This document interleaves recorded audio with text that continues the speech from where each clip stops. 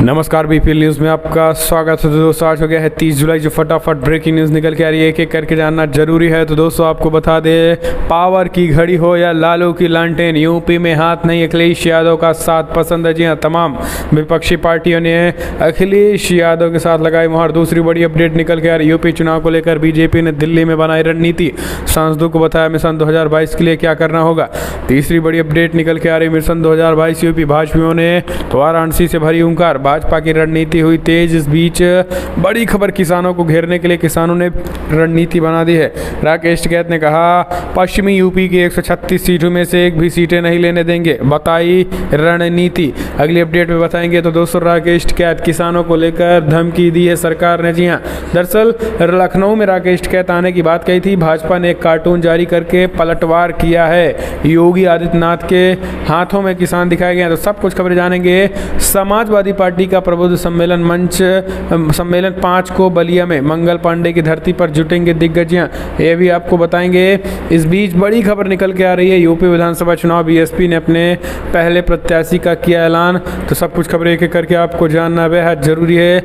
लेकिन उससे पहले एक छोटा सा निवेदन, अगर आपने चैनल को सब्सक्राइब नहीं किया तो चैनल को सब्सक्राइब करो। और अगर आप भी मानते हैं कि मोदी के नेतृत्व में देश कोविड-19 से लड़ने में सफल हुए या फिर नहीं, यार 2022 में कौन बनेगा मुख्यमंत्री, कमेंट के माध्यम से सुझाव देना ना भूले दोस्तों। दोस्तों पहली बड़ी अपडेट निकल के आ रही है, फिलहाल पवार की घड़ी हो या फिर लालू की लालटेन, यूपी में हाथ नहीं अखिलेश का साथ पसंद है। जी हाँ, महाराष्ट्र में कांग्रेस, एनसीपी और शिवसेना ने एक साथ आकर बीजेपी को सत्ता में आने से रोक दिया था, लेकिन अब यूपी में इस तिकड़ी को 2 अहम सदस्य भी साथ नहीं आ पा रहे हैं। यूपी में साल 2022 में होने वाले विधानसभा चुनाव को लेकर सियासी गठजोड़ बनाए जाने लगे हैं।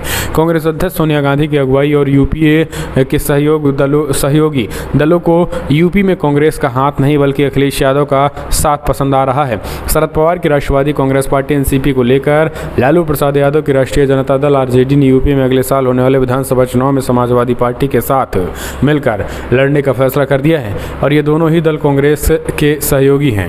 बिहार में कांग्रेस की सहयोगी आरजेडी है तो महाराष्ट्र में एनसीपी है।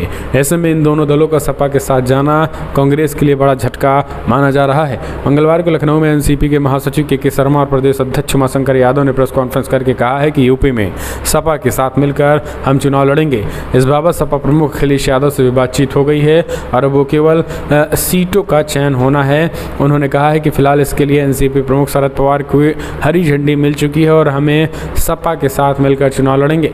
अगली अपडेट, यूपी चुनाव को लेकर भाजपा ने दिल्ली में बनाई रणनीति, सांसदों को बताया मिशन 2022 के लिए क्या करना होगा। अगले साल होने वाले यूपी विधानसभा चुनाव में एक बार फिर से जीत का परचम लहराने के लिए भारतीय जनता पार्टी ने अभी से ही कमर कस ली है। आगामी विधानसभा चुनाव को देखते हुए भाजपा नेतृत्व ने अपने सांसदों को जीत का मंत्र दे दिया है और यूपी में उनकी भूमिका के बारे में भी बता दिया है। भाजपा नेतृत्व ने सांसदों से न केवल गांव-गांव जाकर यात्रा निकालने को कहा है बल्कि इलाके में टीकाकरण भी सुनिश्चित करने को कहा गया है।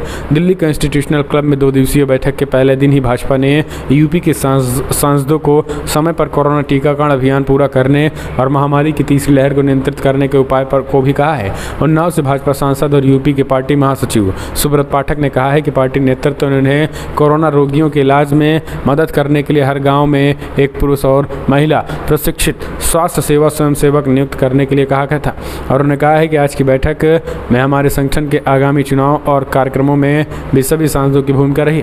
अगली अपडेट लेते हैं। तो दोस्तों बड़ी खबर निकल के आ रही है, एम्बुलेंस कर्मियों की हड़ताल जारी, 570 कर्मी बर्खास्त, पुलिस की मदद से ले गई एम्बुलेंस। जी हाँ, दरअसल आपको बता दें कि प्रदेश में एम्बुलेंस कर्मियों की हड़ताल जारी है। इस बीच एस्मा कानून लगा है यूपी में, इसके उल्लंघन के बीच 570 कर्मियों को बर्खास्त कर दिया गया।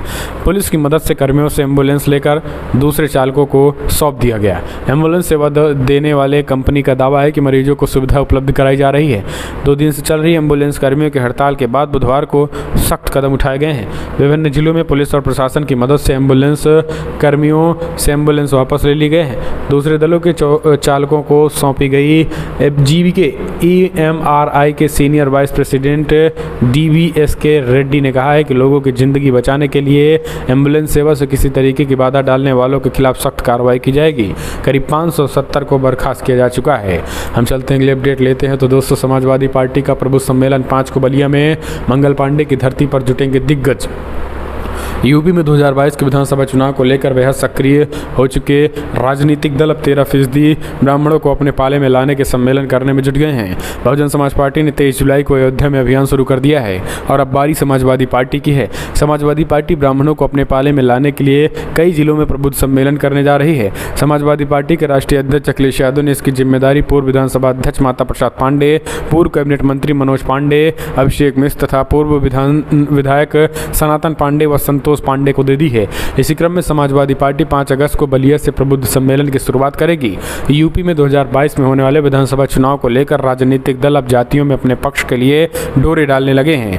ओबीसी, दलित व मुस्लिम वोट बैंक के बाद दलों की नज़र ब्राह्मण वोटों पे है।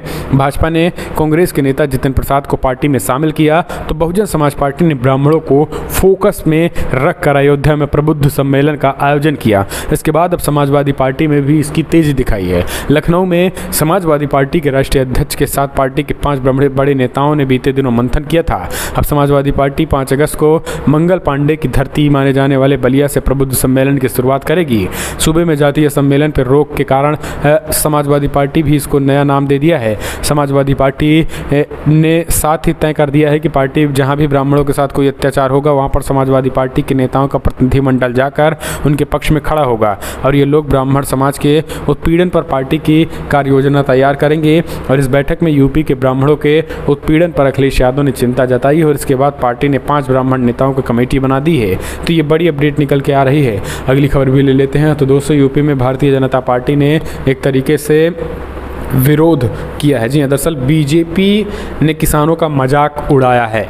दरअसल यूपी बीजेपी ने किसानों का एक ऐसा पोस्टर जारी किया है जिसमें अपमानित किया है। दरअसल आपको बता दें, कुछ दिन पहले राकेश टिकैत ने कहा था कि लखनऊ में भी प्रोटेस्ट करेंगे और लखनऊ की पे चढ़ाई करेंगे। इसको लेकर यूपी बीजेपी ने इस तरीके के पोस्टर जारी किए हैं जिसमें कहा गया है कि ओ भाई जरा संभल कर जाइयो लखनऊ में। स्पष्ट तरीके से इसमें देखिए, इसमें एक बाहुबली लिखा हुआ दिखाई दे रहा है जिसमें कहा जा रहा है कि सुना लखनऊ जा रहे हो तुम कि में पंगा ना लियो भाई, योगी बैठा है बक्कल तार दिया करे और पोस्टर भी लगवा दिया करे अलग से। तो ये किसान आंदोलन के बीच राकेश टिकैत को इसे आप देख सकते हैं इसमें।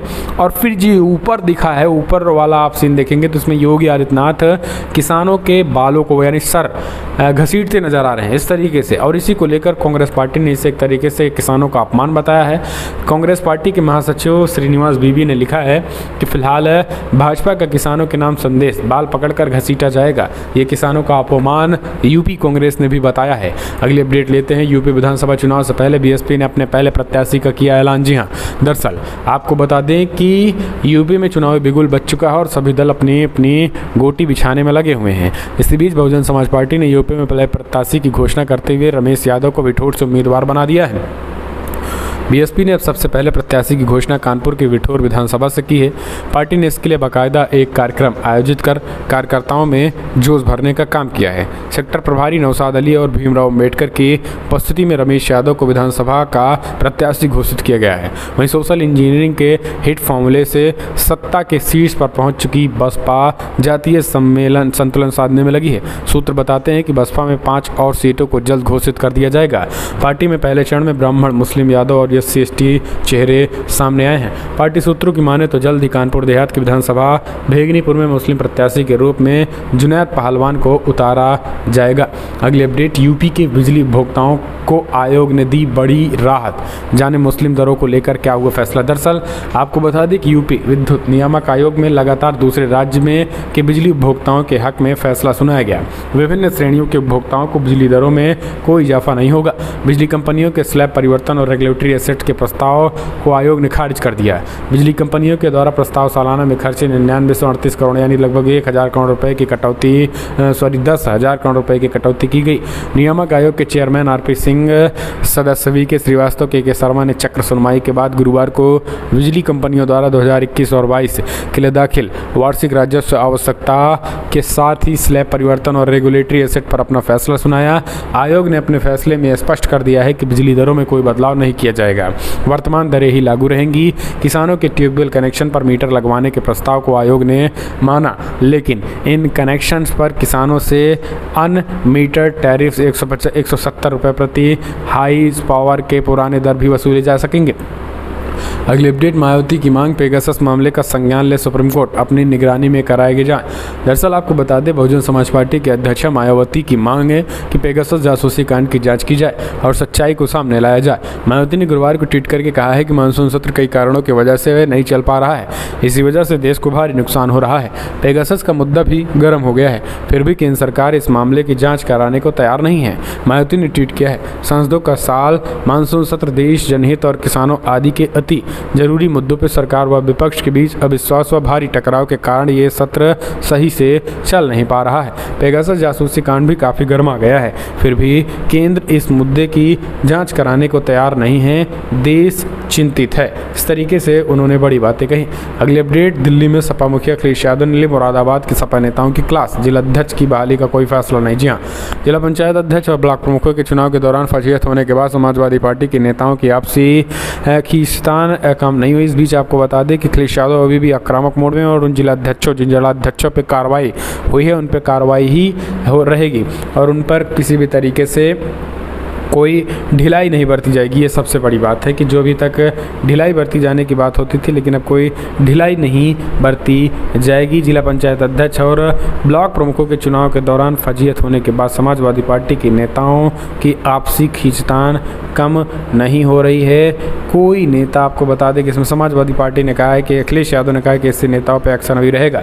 अगली अपडेट, प्रशांत किशोर हो सकते हैं कांग्रेस में शामिल। जी हाँ, राहुल गांधी ने पार्टी नेताओं की राय मांगी है। दरअसल अब कांग्रेस चुनावी रणनीतिकार प्रशांत किशोर को अपने दलों में शामिल करना चाहती है और अब खुद प्रशांत किशोर भारत की सबसे पुरानी पार्टी के साथ अपनी नई राजनीतिक पारी शुरू करने के मूड में हैं।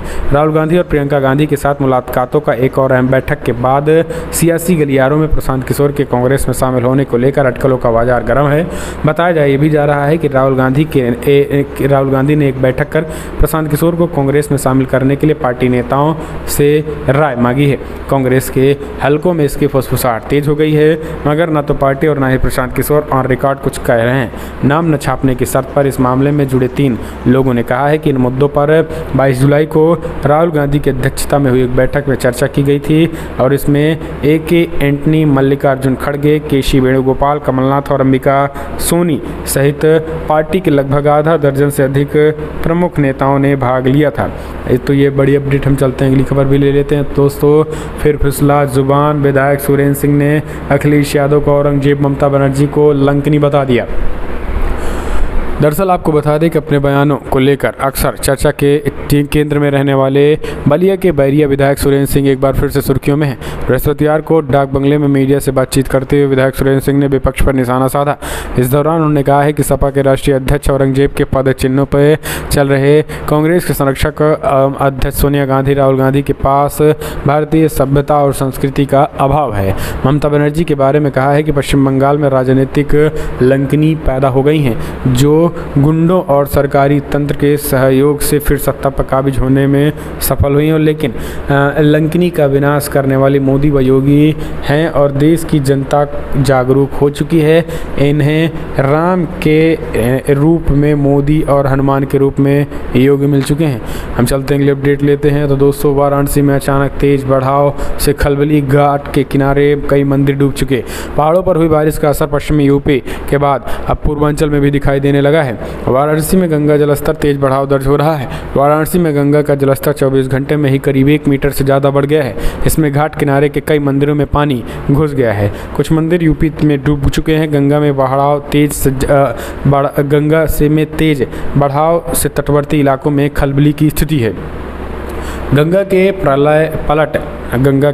पलट प्रभाव के कारण सबसे ज़्यादा प्रभावित वरुणा के किनारे रहने वाले लोग होते हैं। ऐसे में सबसे ज़्यादा चिंता देखी जा रही है। हालांकि प्रशासन की तरफ से अभी किसी तरीके के अलर्ट नहीं जारी किए गए हैं, लेकिन बताया जा रहा है कि स्थिति पर नज़र रखी जा रही है और इस साल पहली बार गंगा के बढ़ाव हो रहा है। पिछले साल जुलाई में ही गंगा 3 से 4 बार बह चुकी हैं। तो ये बड़ी खबर है। हम चलते हैं, अगली अपडेट लेते हैं। आपको बता दें बड़ी अपडेट, जहाँ पर मैठी में में बनेगा केंद्रीय मंत्री स्मृति ईरानी का आलीशान मकान, बेटे जौहर ने किया भूमि पूजन। जी हाँ, दरअसल अमेठी में भाजपा के सांसद और केंद्रीय मंत्री स्मृति ईरानी के अमेठी में बनने जा रहे घर का भूमि पूजन गुरुवार को उनके बेटे जौहर ईरानी ने किया।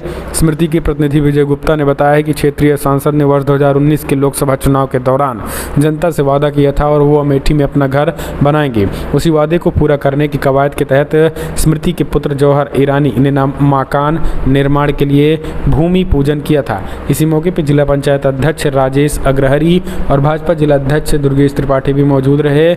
गुप्ता ने बताया है कि स्मृति ने गत 22 फरवरी को घर बनवाने के लिए मकान लिया था। तो दोस्तों, बड़ी खबर में इतना ही।